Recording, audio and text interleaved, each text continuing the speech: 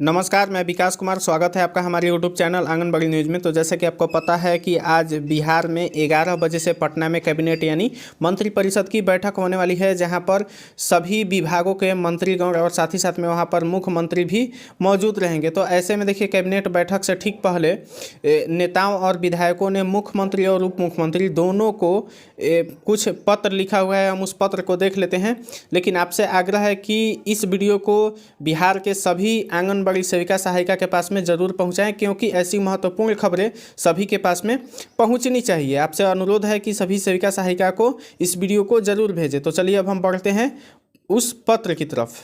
तो देखिए, ये पत्र लिखा गया है बिहार के माननीय मुख्यमंत्री नीतीश कुमार और माननीय उप मुख्यमंत्री यानी तेजस्वी यादव के नाम। उन दोनों के पास में ये पत्र को लिखा गया है। लिखने वाले हैं विधायक और ट्रेड यूनियन कर्मचारी संगठनों के नेताओं, यानी कि विधायक और नेताओं जो भी संगठन के हैं, उन्होंने इस पत्र को लिखा है। और ये एक तरह का आग्रह पत्र है, यानी कि उन्होंने आग्रह किया हुआ है मुख्यमंत्री और उप मुख्यमंत्री दोनों से। देखिए, हम लोग यहाँ पर देख लेते हैं। बोल रहा है कि महोदय, विदित हो कि 4 संगठनों के संयुक्त आह्वान पर आंगनबाड़ी सेविका सहायिका की अनिश्चितकालीन हड़ताल 29 सितंबर से शुरू हुई थी। हड़ताल पूर्व हड़ताल पर जाने की विधिवत सूचना दी गई थी। यानी कि आप लोग को भी पता है कि कोई भी हड़ताल पर जाता है तो उससे संबंधित वो विभाग को सभी को सूचना वो देकर ही हड़ताल पर जाता है।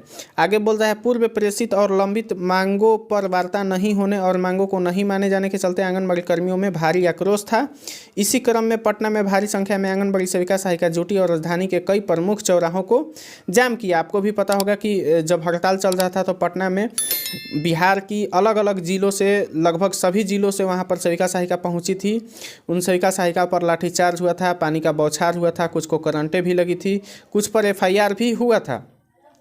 तो वहीं देखिए आगे दे रहा है कि आगे देखिए महत्वपूर्ण बात बोल रहा है यहाँ पर कि हड़ताली संगठनों के नेतागण व्यवस्थित और अनुशासित दिशा देने में विफल रहे। यानी कि उनका सीधा सीधा आरोप है, जो भी हमारे संघ के, आंगनबाड़ी संघ के जो भी नेता हैं, उन नेताओं पर यह आरोप लगा रहे हैं कि वो नेता व्यवस्थित और अनुशासित दिशा उस हड़ताल को देने में विफल रहे, उस आंदोलन को देने में विफल रहे। इसका फ़ायदा RSS और भाजपा के लोगों ने उठाया। देखिए, इस पत्र को आप थोड़ा सा राजनीतिक व्यू से भी देखिए, क्योंकि इसमें RSS और BJP का, यहाँ पर भाजपा का नाम आ रहा है। तो कहीं ना कहीं देखिए, वो लोग नेता हैं तो इस हिसाब से तो वो लोग बात ही करेंगे। देखिए, उन्होंने आगे क्या कहा है कि उनकी कोशिश राजधानी में उपद्रव मचाना था। भाकपा माले और कई संगठनों ने तत्काल मामले में हस्तक्षेप किया और भाजपाई कोशिशों की निंदा की। जैसा कि आपको पता होगा कि जब बिहार में विधानसभा सत्र चल रहा था तो वहां पर चाहे पक्ष हो या विपक्ष, दोनों ओर के जो भी विधायक थे, उन्होंने आंगनबाड़ी से संबंधित मुद्दा उठाया था। लेकिन इस पत्र में सीधे RSS और BJP पर आरोप लगाया जा रहा है कि उन्होंने पटना में उपद्रव मचाने की कोशिश की थी। लेकिन इनके नेता जो भी भाकपा माले हैं, उनके नेता और जो भी अन्य हैं संगठन, उन्होंने भाजपाई कोशिशों की निंदा की। आगे देखिए, बोल रहा है वाम दलों की संयुक्त बैठक से भी इस दिशा में संयुक्त वक्तव्य जारी किया गया। आगे देखिए दे रहा है कि इसी दरमियान निदेशक की ओर से 18,000 से ज़्यादा सेविका और सहायिकाओं को चयन मुक्त करने का आदेश जारी कर दिया गया, जो कि न्याय संगत नहीं है। तो देखिए, ये कहीं ना कहीं वो लोग बोल रहे हैं कि जो भी ICDS विभाग है, जो भी बिहार पटना के ICDS निदेशक हैं, उन्होंने, आपको पता होगा कि 18,220 कुल सेविका सहायिकाओं की चयन मुक्ति कर दी है। हालांकि ऐसा कभी भी नहीं हुआ है कि एक ही बार में इतने जो भी आंगनबाड़ी कर्मी हैं या फिर किसी अन्य आप विभाग की भी देख लें, उन सभी की इतनी ज़्यादा चयन मुक्ति हुई है। तो वहीं आगे बोल रहे हैं कि बिहार में बड़ी बड़ी हड़तालें और आंदोलन हुए हैं, लेकिन ऐसी कार्रवाई कभी नहीं हुई है। इससे महागठबंधन सरकार की छवि धूमिल हुई है। स्वाभाविक है कि आप लोगों के मन में भी, जो महागठबंधन के भी सरकार है, नीतीश जी और तेजस्वी जी की, उनको लेकर मन में आपका अलग अलग विचार बना हुआ है। तो कहीं ना कहीं इससे तो सरकार की छवि धूमिल हुई ही है। ये तो एकदम स्वाभाविक बात है और होना भी था, क्योंकि उन्होंने पटना में उतना जो सेविका सहायिका के ऊपर कार्रवाइयाँ कर दी थी, उल्टा उन्होंने मानदेय वृद्धि नहीं किया था। तो छवि तो धूमिल होगी ही। आगे देखिए बोल रहा है 18,000 से ज़्यादा अल्प वेतनभोगी महिला वर्कर्स को काम से बाहर कर राज्य में अति निर्धन परिवारों की संख्या बढ़ाने का काम समाज कल्याण विभाग ने किया है। यानी कि उन्होंने डायरेक्ट यहाँ पर साफ साफ आरोप समाज कल्याण विभाग के निदेशक पर लगाया हुआ है। आगे बोल रहा है कि हम सभी आपसे साग्रह मांग करते हैं कि चयन मुक्त करने का आदेश सरकार तत्काल वापस ले। हम आपसे यह भी अपील करना चाहेंगे कि राज्य सरकार अपने स्तर पर अपने मद से इनके मानदेय में बढ़ोतरी करे, क्योंकि बिहार में अन्य राज्यों की तुलना में काफ़ी कम पारिश्रमिक यानी मानदेय इन्हें मिलता है। तो इन्होंने देखिए अपने स्तर से तो अपील किया हुआ है कि जितनी भी सेविका सहायिका चयन मुक्त हुई हैं उन सभी चयन मुक्त सेविका को तत्काल वापसी लिया जाए जो भी आदेश निकला था। साथ ही साथ में जो भी मानदेय हैं उनको भी यहाँ पर बढ़ाया जाए। आगे देखिए दे रहा है महिलाओं को आर्थिक रूप से सबल बनाने की दिशा सरकार की है और इन लोगों ने जाति गणना सामाजिक आर्थिक रिपोर्ट तैयार करने में अहम भूमिका निभाई है। देखिए ये सबसे इम्पोर्टेंट बात है कि आंगनबाड़ी वर्कर्स कितना मेहनत करती हैं, माने इनके बिना ना समाज का काम चलने वाला नहीं है।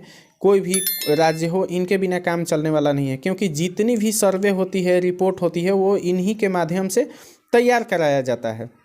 तो वही बात यहाँ पर बोला जा रहा है, इन लोगों की मांगों को सरकार सम्मानजनक ढंग से पूरा करे और फिर हम सभी मिलकर केंद्र प्रायोजित स्कीम वर्कर्स के सवालों को लेकर केंद्र सरकार पर दबाव बनाएं। उन्होंने ये भी कहा है कि पहले आप लोग यहाँ से जो भी मांगे हैं वो उसको पूरा करिए, उसके बाद में सभी लोग मिलकर केंद्र सरकार यानी मोदी गवर्नमेंट को, जो भी अभी प्रधानमंत्री नरेंद्र मोदी हैं, उन पर दबाव वो लोग बनाएंगे। हम सभी सरकार से इस प्रस्ताव से सहमत हैं कि केंद्र प्रायोजित सभी योजनाओं में केंद्र सरकार की 90% राशि दे, लेकिन राज्य सरकार को भी यह प्रतिबद्धता दिखलानी चाहिए कि राज्य में किसी भी कर्मी को मासिक पारिश्रमिक 15,000 से कम नहीं हो। यानी कि उन्होंने साफ साफ कहा है कि देखिए हम इस बात से सहमत हैं कि जो भी अभी वर्तमान में केंद्र सरकार है, अभी जैसे बीजेपी की सरकार है और नरेंद्र मोदी वहाँ पर प्रधानमंत्री हैं, तो उनको 90% राशि वहाँ से देनी चाहिए। यानी कि जो भी आप लोग का मानदेय मिलता है तो 90% मानदेय वहाँ से दिया जाना चाहिए, बाकी 10% ये यहाँ से देने की बात कर रहे हैं राज्य सरकार से। लेकिन उन्होंने साथ ही साथ में कहा है कि राज्य सरकार भी यह प्रतिबद्धता दिखाए कि राज्य में किसी भी कर्मी का मासिक पारिश्रमिक 15,000 से कम नहीं हो।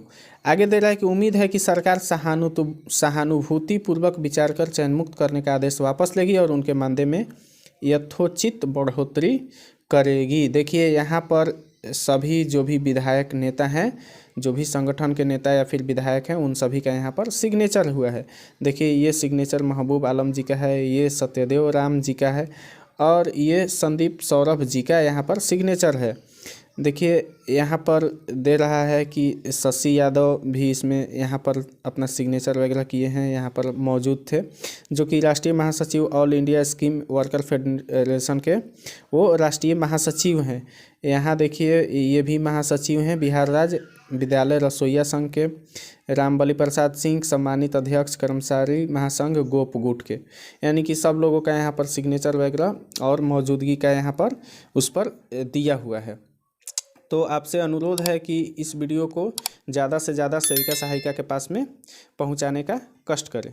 तो इस वीडियो में इतना ही, तब मिलते हैं अगले वीडियो में, तब तक के लिए जय हिंद।